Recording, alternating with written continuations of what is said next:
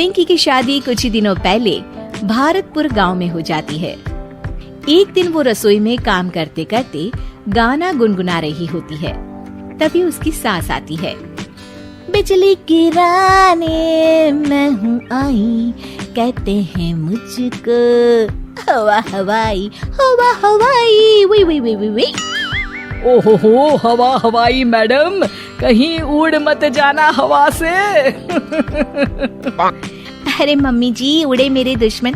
आप बताओ, कुछ काम था क्या? हाँ काम तो था। हमारे पड़ोस वाले गांव में उषा रहती है ना, उसने कुछ सामान बोला था मुझे लेकर जाने को। अब मेरे घुटनों में हो रहा है दर्द, तो तुम ही पहुंचा दो ना बहू ये सामान। अरे वाह, इतने सुहाने मौसम में घर से बाहर निकलने को मिल रहा है, मजा आ जाएगा। ये लो बेटा, ध्यान से जाना और लौटते वक्त उस गांव के कुल देवता के मंदिर में भी माथा टेक आना। हाँ हाँ मम्मी जी, जैसा आप कहें। पर ये सब करने के लिए थोड़ा सा खर्चा पानी मिल जाता तो। अरे पानी तो तुम्हें उषा पिला देगी, और खर्चा तुम ज्यादा करना मत, ठीक है बहू? जाओ, शाम तक घर लौट आना, ठीक है बहू रानी? सास वहाँ से चली जाती है और पिंकी पड़ोस वाले गांव में पहुँचती है और उसे कुल देवता का मंदिर दिखाई देता है। पहले मंदिर होकर आऊं कि सामान देकर आऊं? चलो मंदिर ही हो आती हूँ। पिंकी मंदिर के पास जाती है, तभी उसका पैर एक पत्थर से टकराता है। हाय रो, मर गई रे। पिंकी देखती है कि वो पत्थर चमक रहा होता है। पिंकी वो पत्थर उठा लेती है। अरे ये पत्थर तो चमक रहा है। वो पत्थर देख ही रही होती है कि तभी उसे एक आवाज सुनाई देती है। दन दना दन दन दन दन, जो तेरा मन चाहे तू बन। अरे ये आवाज कहाँ से आ रही है? जो तेरे हाथ में पत्थर है उसी में से बोल रहा हूँ मैं पिंकी। ये पत्थर है जादुई और ये लगा है तेरे हाथों में, तो ये हुआ तेरा। अब तू जिसके रूप में आना चाहे आ सकती है। ये पत्थर हुआ तेरा। दन दना दन दन दन दन। क्या सच में ये जादुई पत्थर मेरा हुआ? अरे वाह वाह वाह वाह।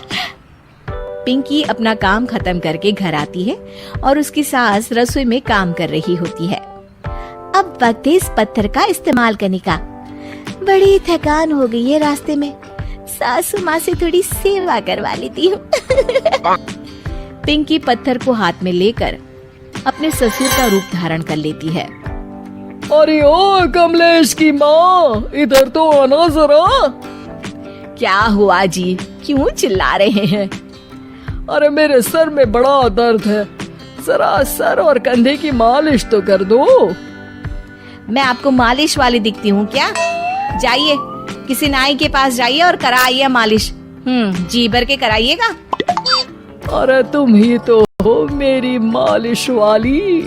तुम्हारे कोमल कोमल हाथों से जब ये खूबसूरत उंगली में बालों में मालिश होती है, आहा, सर दर्द हो या कैसा भी दर्द भाग जाता है। आप भी ना, आपने पहले तो कभी मुझसे ऐसे बातें नहीं की। आइए बैठिए, कर देती हूँ मालिश। पिंकी की सास पिंकी की मालिश कर रही होती है और पिंकी को बड़ा ही आनंद आ रहा होता है। इसे कहते हैं स्वर्ग की जिंदगी।